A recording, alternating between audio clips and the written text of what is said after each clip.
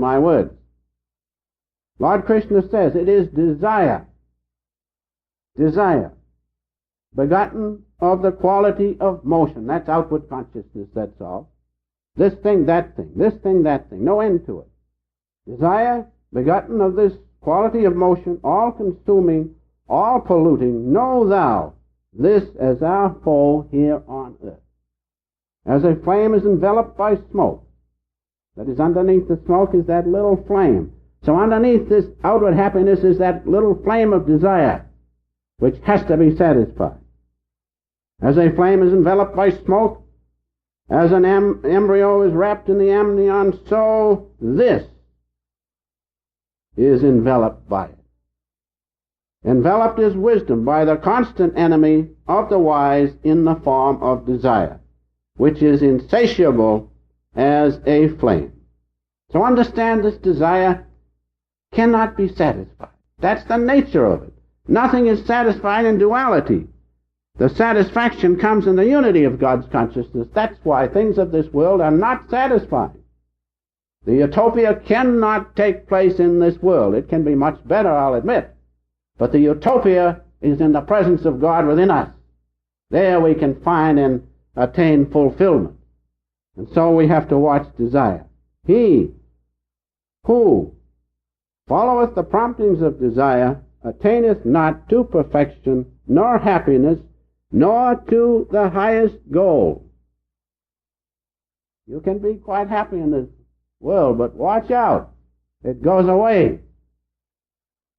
But in God you cannot exhaust it. Joy eternal cannot be exhausted. It is not found in outward ego consciousness. It is found in soul consciousness. And so man is both human and divine. That's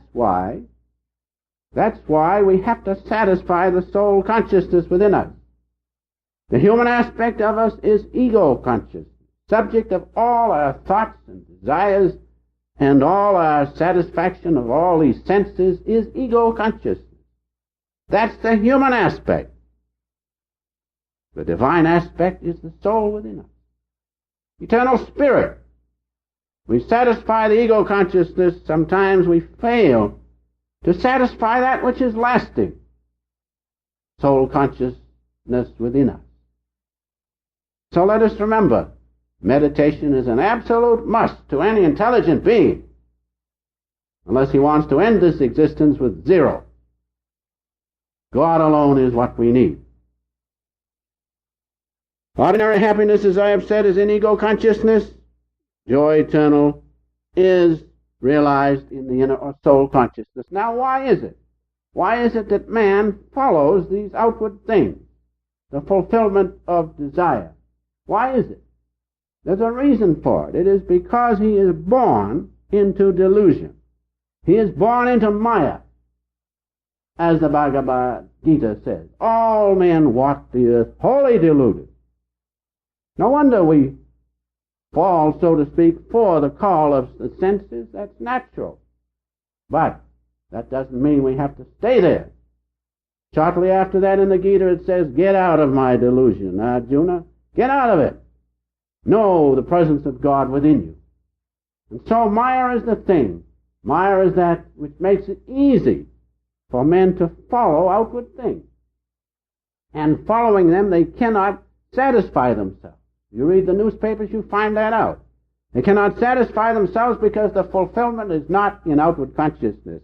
So they go on, and the delusion deepens and deepens until finally they reach a point when they realize they need one thing, and that's God.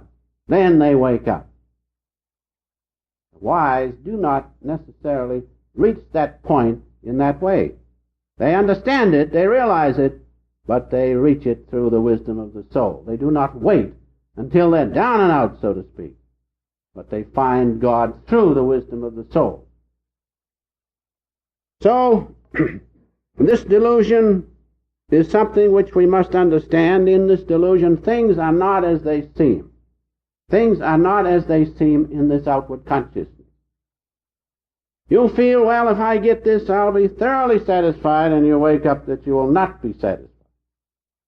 And you follow this, you try to do right even in this outward consciousness, And you find that sometimes, in spite of all the right you want to do, you're in the middle, as they say. Because things in this outward consciousness are not as they seem. There is much misconception, much misunderstanding in this outward existence, as you all know. I don't have to tell you that. Anybody that's lived a little bit knows. There is no real fulfillment in this outward consciousness. That's why we're here this morning. We're here to find fulfillment in the presence of God. There's no fulfillment in outward consciousness. Much misunderstanding. And so, that brings a little story to my mind, which shows the delusion, shows the misunderstanding. Willie said to his mother, he says, "Mom, is Pop going to heaven?" She says, "Willie," she says, "why do you ask such an absurd question? Now think it over. Was Pop going to heaven or not? Or was he going to the other place? Why do you ask such an absurd question?" You'll catch it after a while. I imagine most of you are English here this morning. But there's much misunderstanding, as you will see by that simple story. Also, another little story that's very much to the point about this getting in the middle. It seems as if I'm always in the middle. I guess everybody gets there just the same. So this pastor down in the mountainous country, down south, not in Texas, but down that way somewhere. And he had a mule.